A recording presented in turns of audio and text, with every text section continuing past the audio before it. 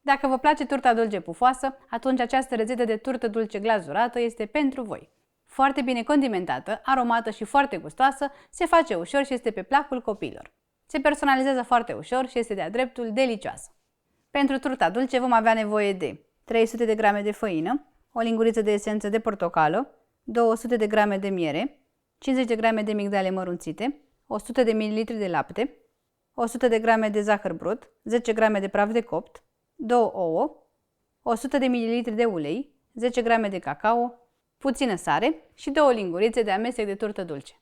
Iar pentru glazură vom avea nevoie de 240 de grame de ciocolată amăruie și 200 de ml de smântână pentru frișcă.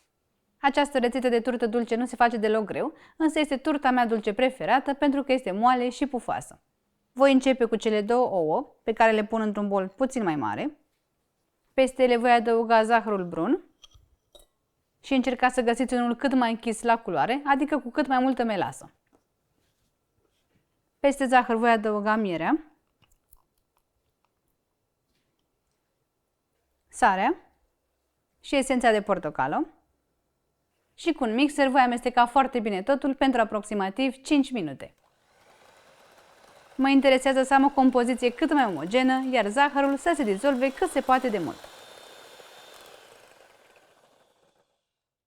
În acest amestec voi adăuga uleiul, puteți folosi și un topit dacă doriți, laptele și cacao, pe care o adaug mai mult pentru culoare decât pentru gust. Voi amesteca din nou foarte bine cu mixerul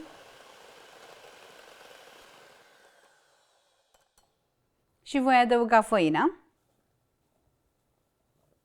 migdalele mărunțite pe care le puteți înlocui și cu nucă măcinată, praful de copt și nu în ultimul rând voi adăuga și mixul de condimente pentru turtă dulce marca Jamila. Acest amestec pentru turtă dulce face parte din gama de condimente Jamila Cuisine și le găsiți pe toate pe jamilashop.ro. Sunt condimente naturale, foarte aromate și pe care le puteți folosi la orice fel de preparate. Sunt ambalate în borcane din sticlă, au o cantitate foarte mare, de exemplu acest condiment pentru turtă dulce are 70 de grame, suficient pentru multe ture de turtă dulce. Voi adăuga 2 lingurițe, însă voi puteți pune mai mult sau mai puțin, după preferință. Voi amesteca pentru ultima dată cu mixerul cât să încorporez și ingredientele solide.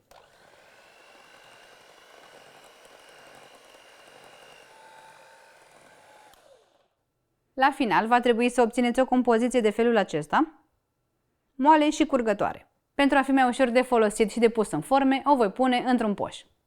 Pentru a forma turta dulce, am aici niște forme din silicon, de tip inel, iar cu poșul voi pune din compoziție cât să le umplu.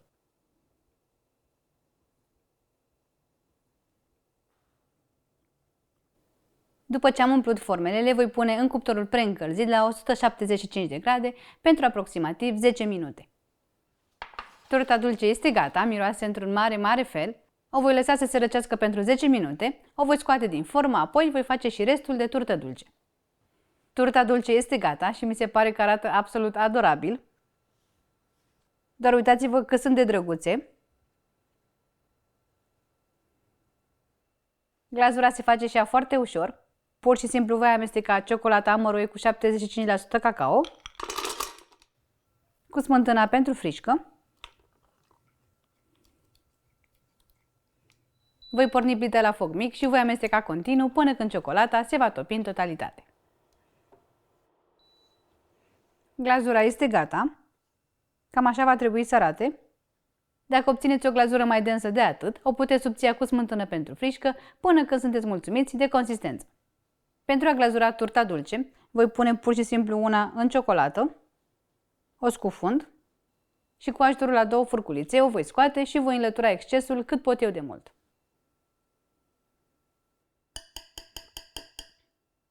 Pun turta dulce din nou pe grătar și voi continua în același fel până când voi glazura toate bucățile de turtă dulce.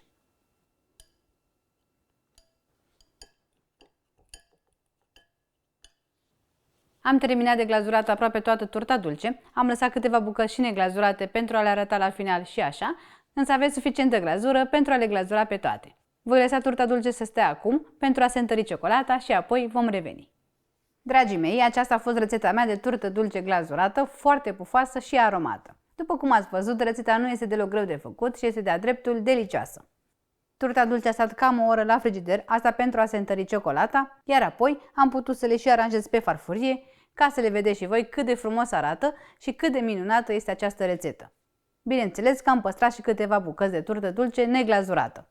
Noi le-am gustat deja și vă putem spune că sunt de-a dreptul delicioase, dar vreau să vă arăt și o secțiune, iar pentru asta voi tăia o bucată, pentru că în felul acesta puteți vedea stratul de ciocolată, turta dulce din interior și cât este de pufoasă. Pe cuvânt că aceasta este cea mai bună turtă dulce pe care am făcut-o până acum, este de-a dreptul delicioasă și trebuie să o încercați și voi înainte de sărbătorile de iarnă.